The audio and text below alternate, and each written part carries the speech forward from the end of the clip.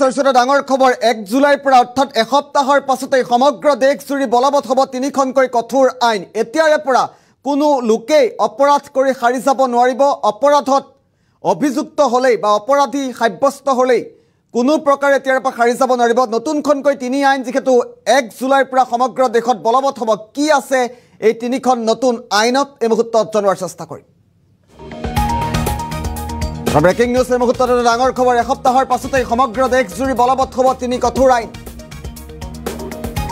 1 জুলাইৰ পৰা সমগ্ৰ দেশ জুৰি বলবৎ হ'ব BNS, BNSS আৰু BSA আইন। অপৰাধী এতিয়াৰে পৰা কোনো প্ৰকাৰে হাৰি যাব নোৱাৰিব। কঠোৰ হৈছে দেশৰ আইনী প্ৰক্ৰিয়া। অপৰাধী পুৰুষৰ সমানেই দণ্ডিত হ'ব অপৰাধী মহিলাও। ঘৰতেই বহি এতিয়াৰে পৰা লিখিব পাৰিব FIR, ফাৰ্ষ্ট ইনভেষ্টিগেশ্যন ৰিপৰ্ট অথবা FIR এতিয়াৰ পৰা ঘৰতেই লিখিব পাৰিব। 15 বছৰৰ তলৰ আৰু 65 বছৰৰ ঊৰ্ধৰ সাক্ষীক মাতিব নোৱাৰিব থানালৈ। আৰু 1 জুলাইৰ পৰা সমগ্ৰ দেশ জুৰি বলবৎ হ'বলগীয়া এই তিনি আইনত কি আছে এই মুহূৰ্তত আমি জনোৱাৰ চেষ্টা কৰিম। কি আছে এই তিনিখন নতুন আইনত? ভাৰতীয় ন্যায় সংহিতা চমুকৈ BNS, তিনিখন নতুন আইনৰ বিষয়ে মুহূৰ্তত জনোৱাৰ চেষ্টা কৰিছোঁ। ভাৰতীয় নাগৰিক সুৰক্ষা সংহিতা চমুকৈ BNSS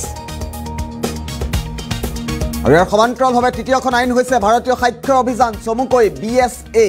এই তিনি আইন 1 জুলাইৰ পৰা সমগ্ৰ দেশ জুৰি বলবৎ হ'ব। এতিয়াৰ পৰা অনলাইনতেই আৰক্ষীক দিব পাৰিব ফাৰ্ষ্ট ইনভেষ্টিগেশ্যন ৰিপৰ্ট। পুৰুষৰ সমানেই দোষী সাব্যস্ত কৰা হ'ব। এতিয়াৰ পৰা মহিলা অপৰাধীকো সমানেই দণ্ডৰে দণ্ডিত কৰা হ'ব। গণপ্ৰহাৰৰ ঘটনাত জড়িত লোকক এতিয়াৰ পৰা কৰা হ'ব দোষী। চিলনী চোৰৰ বিৰুদ্ধেও বলবৎ হ'ব নতুন ধাৰা। গুৰুত্বপূৰ্ণ খবৰটো মুহূৰ্তত জনোৱাৰ চেষ্টা কৰিছোঁ। এটা সপ্তাহৰ পাছতেই সমগ্ৰ দেশ জুৰি বলবৎ হ'ব তিনিখন কঠোৰ আইন। এতিয়াৰ পৰা অপৰাধ কৰি কোনো লোকে সাৰি যাব নোৱাৰিব। অপৰাধত দোষী সাব্যস্ত হ'লেই কঠোৰ দণ্ডৰে দণ্ডিত কৰা হ'ব। আৰু সমগ্ৰ দেশ জুৰি এটা সপ্তাহৰ পাছতে অৰ্থাৎ 1 জুলাইৰ পৰাই তিনিখন নতুন আইন আহিব। আৰু তিনিখন নতুন আইন অনুসৰি অধিক কঠোৰ শাস্তিৰে দণ্ডিত কৰা হ'ব অপৰাধীসকলক। আৰু ভাৰতীয় লোকৰ বাবে, ভাৰতীয় নাগৰিকৰ বাবে কেইবাটাও বিশেষ সুবিধা আছে। এতিয়াৰ পৰা অনলাইনতেই আপুনি FIR দিব পাৰিব। ঘৰতেই বহি FIR দাখিল কৰিব পাৰিব। আৰু সমগ্ৰ দেশ জুৰি 1 জুলাইৰ পৰাই তিনিখন নতুন আইন বলবৎ হ'ব।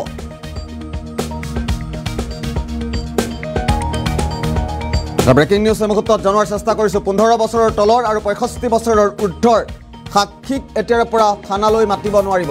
1 জুলাইৰ পৰা বলবৎ হ'বলগীয়া তিনি নতুন আইন কি পুনৰবাৰ উল্লেখ কৰিব বিচাৰিছোঁ। ভাৰতীয় ন্যায় সংহিতা চমুকৈ BNS, ইয়াৰ সমান্তৰালভাৱে দ্বিতীয়খন আইন হৈছে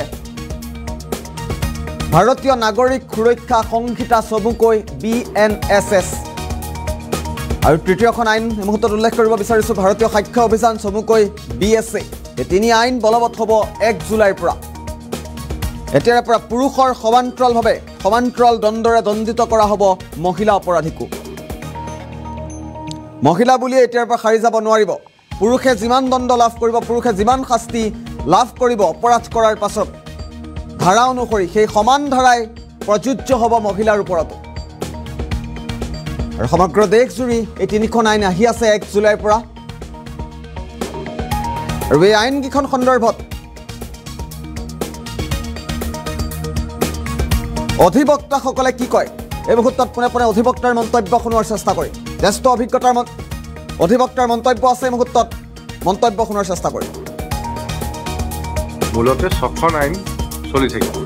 আগৰ তিনিখনো চলি থাকিব। যিবোৰ আগৰ গোচৰবোৰ আগৰ তিনিখনৰ নিয়ম মতে চলিব। যিবোৰ নতুন গোচৰ হ'ব, নতুন যিখন এক টানা হ'ল তিনিখন এক, সেই তিনিখন একমতে চলিব। এতিয়া আমাৰ নতুন আইন মতে এটা বৰ ভাল বস্তু আনিছিল যে এতিয়া মানুহে ঘৰত বহি পেলাই FIR এখন ৰেজিষ্টাৰ কৰিব পাৰিব। মানুহ পুলিচ ষ্টেচনত নোযোৱাকৈ FIR ৰেজিষ্টাৰ কৰিব পাৰিব। তাক 65 yearsৰ ওপৰৰ মানুহ বা 15 বছৰ তলৰ যি ল'ৰা ছোৱালী, তেওঁলোকে যদি কোনোবা কেছত সাক্ষ্য দিব লগা হয়, তেওঁলোকক ইনভেষ্টিগেশ্যনৰ সময়ত তেওঁলোকক পুলিচে ঘৰত গৈহে তেওঁলোকৰ ষ্টেটমেণ্টটো ল'ব লাগিব। তেওঁলোকে চাৰ্জশ্বীট 60 দিনৰ ভিতৰত দিব লাগিছিল 10 yearsলৈকে পানিছমেণ্টত। এতিয়া সেইটো ইনক্ৰিজ কৰি পেলাই 90 days কৰা হ'ল। যিবিলাক অৰ্গেনাইজ ক্ৰাইম হয় আমি সিন্ডিকেট বুলি কওঁ সেইবোৰৰ ক্ষেত্ৰত নতুনকৈ আনিলে মহিলা আৰু পুৰুষক ইয়াতে লিংগৰ প্ৰভেদটো নাইকিয়া কৰি দিলে আগতে মহিলা আৰু পুৰুষক ভেদাভেদ কৰা হৈছিল ইয়াত চেইন টেইন টানি পেলাই মোবাইল টানি পেলাই মানুহে পলাই যায় সেইটো আগতে চুৰিত পেলাইছিলে কিন্তু এতিয়া স্নেচিংটোৰ পানিশমেণ্ট বঢ়াই দিলে স্নেচিং বুলি নতুন এটা প্ৰভিজন আনিলে কিন্তু এই আইন কেইখনৰ কেইবাটা আখুৱা আঙুলিয়াই দিলে জ্যেষ্ঠ অধিবক্তা অংশুমান বৰাই কি আখুৱা আছে এইখন মই ভাবো এই তিনিখন আইন আমাক ঠিক কৰোনাৰ ভেকচিন দিয়া নিচিনাকে দি দিলে ইয়াত যিখিনি আনিলে নতুন সেইখিনি কিন্তু সাংঘাতিক একো বেলেগ আইন আনা নাই অনলি আগৰ আইন কেইখনে থাকিব তাতে অকল 10% নতুন সুধৰণি আনিছে কিছুমান এনেকুৱা ধৰণৰ যিখন এই তিনিখন আইনৰ যিখন পৰিচালিত হ'ব যিখনক আমি আগতে CRPC বুলি কৈছিলো এতিয়া এখন নাগৰিক সুৰক্ষা সংহিতা বুলি ক'লে বোৰ পৰিৱৰ্তন আনিলে সেই পৰিৱৰ্তনবোৰ কিন্তু তাৰে যিবিলাক প্ৰচিডিউৰেল পৰিৱৰ্তন অৰ্থাৎ এটা যেতিয়া ইনভেষ্টিগেশ্যন বা এটা ট্ৰায়েল যেতিয়া কোৰ্টত চলে এই আইনখনৰ দ্বাৰা পৰিচালিত হয় এইখন আইনত যিবোৰ সংশোধন আনিলে ইয়াত কিন্তু বহুতখিনি লেকুনা আৰু কনফিউজনৰ অৱকাশ থাকি গ'ল গতিকে কাইলৈ এইখন আইনৰ কাৰণে বহুত প্ৰব্লেম হ'ব মূলতে 6খন আইন চলি থাকিব আগৰ তিনিখনো চলি থাকিব যিবোৰ আগৰ গোচৰবোৰ আগৰ তিনিখনৰ নিয়ম মতে চলিব যিবোৰ নতুন গোচৰ হ'ব নতুন যিখন এক টানা হ'ল তিনিখন এক সেই তিনিখন একমতে চলিব এতিয়া আমাৰ নতুন আইন মতে এটা বৰ ভাল বস্তু আনিছিল যে এতিয়া মানুহে ঘৰত বহি পেলাই FIR এখন ৰেজিষ্টাৰ কৰিব পাৰিব মানুহ পুলিচ ষ্টেচনত নোযোৱাকৈ FIR ৰেজিষ্টাৰ কৰিব পাৰিব তাক 65 ইয়াৰ্ছৰ ওপৰৰ মানুহ বা 15 বছৰ তলৰ যি ল'ৰা ছোৱালী তেওঁলোকে যদি কোনোবা কেছত সাক্ষ্য দিব লগা হয় তেওঁলোকক ইনভেষ্টিগেশ্যনৰ সময়ত তেওঁলোকক পুলিচে ঘৰত গৈহে তেওঁলোকৰ ষ্টেটমেণ্টটো ল'ব লাগিব তেওঁলোকে চাৰ্জশ্বিট 60 দিনৰ ভিতৰত দিব লাগিছিল 10 ইয়াৰ্ছৰ লৈকে পানিশমেণ্টত এতিয়া সেইটো ইনক্ৰিজ কৰি পেলাই 90 ডেজ কৰা হ'ল যিবিলাক অৰ্গেনাইজ ক্ৰাইম হয়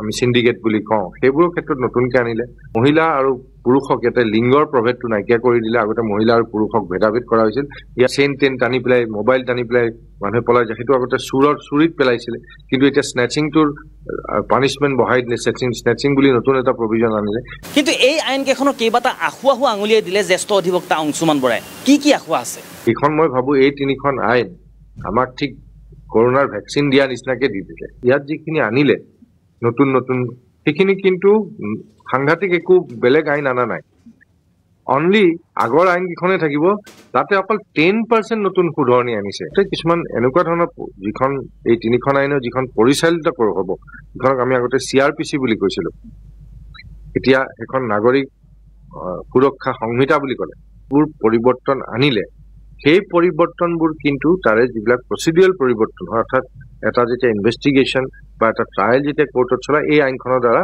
পৰিচালিত হয় এইখন আইনত যিবোৰ সংশোধন আনিলে ইয়াত কিন্তু বহুতখিনি লেকুনা আৰু কনফিউজনৰ অৱকাশ থাকি গ'ল গতিকে কাইলৈ